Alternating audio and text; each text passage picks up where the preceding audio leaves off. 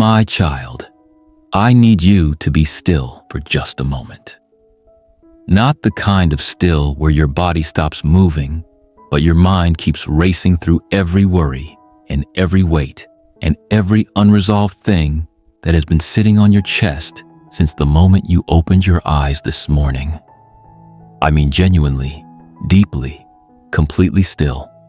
The kind of still where you let everything else fall away and you give me your full and undivided attention for just these next few moments. Because what I am about to show you is something that has been right beneath your feet this entire time, something that has been woven into the very foundation of your life since before you took your first breath. Something that the noise and the busyness and the pain and the confusion of the life you have been living has been covering up and obscuring from your view. And today, right now, in this exact moment, I am pulling back the curtain. I am lifting the veil. I am showing you what has been beneath you all along. And I need you to be ready to receive it because what I am about to reveal is going to permanently change the way you see everything. Your past, your present, your future, your pain, your waiting, your unanswered questions, and every single moment that ever made you wonder if I was really there at all. I was there. I've always been there. And what I was doing beneath the surface of your life while you were only able to see what was happening on top of it. That is the revelation that is going to set you free today in a way that nothing else has been able to set you free before. Here is what I need you to understand first. You have been living on the surface of your own life. And I do not say that as a criticism. I say it as a compassionate observation from the God who has watched you navigate an existence that has often felt like standing on shifting ground, trying to find your footing in the middle of circumstances that kept changing faster than you could adjust to them, trying to build something stable in a world that kept proving itself to be anything but. When you are in survival mode, when the storms keep coming, and the demands keep piling up, and the needs keep outpacing the resources, and the questions keep multiplying faster than the answers arrive, you live on the surface. You deal with what is directly in front of you. You respond to what is loudest and most urgent. You put out the fire that is burning right now, and then you brace yourself for the next one. And in that kind of life, in that kind of relentless forward motion just to keep your head above water, you miss things. Not because you are careless, not because you are faithless, not because you do not love me or trust me or want to be close to me. You miss things because the surface demands everything you have and leaves nothing for the depths. But here is the truth that changes everything. While you have been living on the surface dealing with everything that was visible, I've been working in the depths. While you were managing the storm on the outside, I was building something extraordinary on the inside. While you were focused on what was breaking, I was focused on what I was building. While you were counting what you lost, I was multiplying what remained. While you were grieving the closed doors, I was constructing something behind a door you have not even found yet. A door so perfectly positioned, so divinely timed, so completely aligned with the deepest and most authentic version of who I created you to be, that when you finally walk through it, you are going to understand why every other door had to close first. The depths of your life tell a completely different story than the surface. And today, I am taking you deeper. Let me show you what has been beneath the pain. Because the pain is the thing that has sat most heavily on the surface of your life. The pain that came from the losses you did not see coming. The pain that came from the people who were supposed to stay, but left. The pain that came from the dreams that did not survive the journey, from your heart to your reality. The pain that came from seasons of praying and believing and trusting, and still walking away from the altar empty-handed in ways that made you question everything you thought you knew about how I work and who I am, and whether any of this is real. I know that pain. I have never been unaware of it for even a single moment. But beneath that pain, beneath every single layer of it, I've been doing something that your eyes have not been able to see from the surface.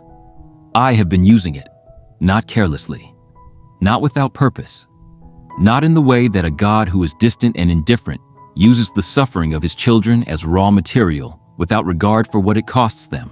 I have been using it the way a master sculptor uses the chisel, with precision, with intention, with a vision of what is being created that makes every strike of the tool not an act of cruelty, but an act of love so committed to the final result that it refuses to stop short of completion. Every painful thing that has happened to you has been the chisel in the hands of a God who is sculpting something so beautiful out of your life that the finished version would take your breath away if you could see it right now. The grief carved out the depth. The failure built the wisdom. The rejection developed the discernment. The waiting produced the patience. The darkness grew the faith that only grows in darkness. The kind of faith that does not need to see the evidence before it believes. The kind of faith that holds on through the silence.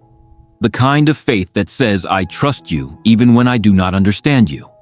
Even when the pain is real and the answers are absent and the distance feels unbearable. That kind of faith cannot be taught.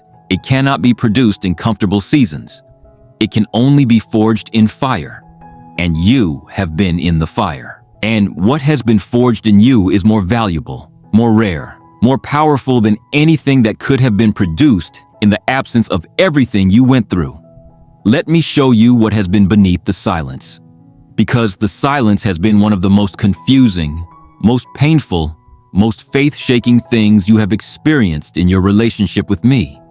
The seasons where you prayed and heard nothing, where you cried out and the heavens felt like brass, where you searched for my presence and felt only absence, where you held onto faith with your fingernails because the feeling of it had completely disappeared, and all you had left was the raw, stubborn, sometimes barely conscious decision to keep believing even when believing felt like the most irrational thing you could possibly do. I know what that silence felt like. I know what it cost you. And I need to show you what was actually happening in me during every moment of it. Because I was not silent because I had nothing to say. I was not silent because I had stopped listening.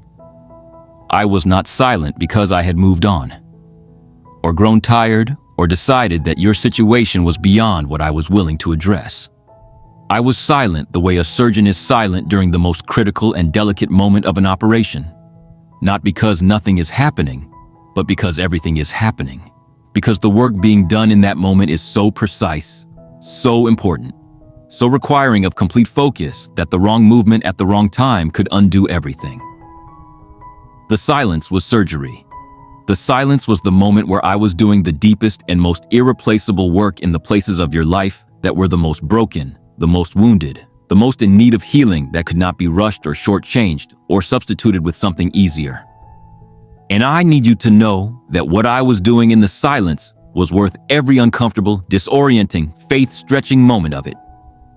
What I built in you during the quiet seasons is the very foundation that everything I am about to release into your life is going to stand on. You needed the foundation before you could receive the building. And the foundation required silence. And the silence is ending. And what is coming is going to make you grateful. Genuinely, deeply, tears running down your face, grateful. For every moment that you held on when letting go would have been so much easier. Let me show you what has been beneath the delay. Because the delay has felt personal. The delay has felt like punishment. The delay has felt like evidence that you are somehow less loved, less chosen, less worthy of the breakthrough than the people around you whose answered prayers seemed to arrive on schedule, while yours kept getting pushed back until the waiting itself became its own kind of chronic pain that you just learned to live with. And I need to dismantle that lie completely and permanently right now. The delay was never rejection. The delay was never punishment. The delay was never evidence of your unworthiness. The delay was protection. The delay was preparation. The delay was me holding back the release of something so significant that releasing it before the right moment would have cost you more than the waiting ever did. Think about a seed planted in the ground. To anyone looking at the surface, nothing is happening. The ground looks exactly the same the day after planting as it did the day before, and the day after that, and the week after that.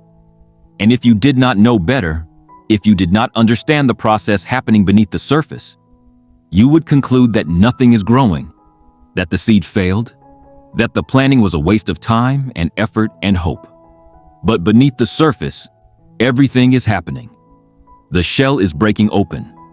The root system is forming. The foundation that will eventually hold the weight of the full-grown plant is being established in the hidden place before anything visible appears above the ground. And then one day, seemingly suddenly, seemingly out of nowhere to everyone who was only watching the surface, something breaks through, and it grows. And what was invisible for so long becomes undeniably, visibly, gloriously real. That is your story. The seed has been in the ground. The root system has been forming. The foundation has been being established in the hidden place. And what is about to break through the surface of your life is going to grow so quickly, so visibly, so undeniably, that everyone who watched the ground and saw nothing is going to stand in awe of what was happening beneath it the entire time that they could not see. And now, I want to tell you the most important thing. The thing that is the center of everything I have been showing you today. The truth that holds all of it together. The revelation that I most needed to get into your heart before this moment was over. What has been beneath you all along is not just my work. What has been beneath you all along is me. I have been the foundation beneath your feet in every season where the ground felt like it was shifting.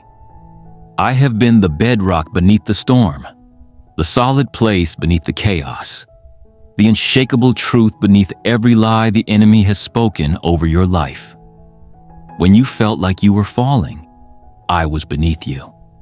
When you felt like you were sinking, I was beneath you.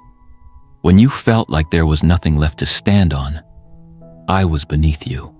The everlasting God, the creator of heaven and earth, the one who holds the entire universe together by the word of his power, beneath you, upholding you, sustaining you, refusing to let you go under no matter how deep the water got, or how long the storm lasted, or how far you felt from the surface of everything that was supposed to make sense. You were never without a foundation. You were never without support. You were never standing on nothing, even when it felt like nothing, even when the nothing felt so real you could not imagine anything else being true. I was there. I have always been there. I am the ground beneath your ground. I am the rock beneath your rock. I am the foundation that was laid before you were born, and that will remain long after everything else has passed away. And everything I have been building in you, through the pain, through the silence, through the delay, through every season that tried to convince you that I had forgotten about you, has been built on me, on my faithfulness, on my love, on my refusal to let the story of your life end anywhere other than exactly where I designed it to end before the foundation of the world. So right now, before this moment passes, before you scroll away and let the noise of the day pull you back to the surface, I want you to do something. I want you to take a breath. I want you to put your hand over your heart and feel that. Feel that you are still here, still breathing, still standing, still in this story that I have never once stopped writing. And then I want you to type these words in the comments right now. God, I see you now. You were beneath me the whole time. I will not forget this. Type it as a declaration. Type it as a prayer. Type it as the moment that something shifted in your spirit and you finally saw what has been beneath you all along. The God who never left, the foundation that never cracked, the love that never once considered letting you go. Type it right now and watch what happens in your life from this moment forward. Because the God who has been working beneath the surface is about to bring everything he has been building up into the light. And what comes up is going to be more beautiful, more solid, more glorious than anything you could have imagined from the surface. He was beneath you the whole time. And he is not finished yet.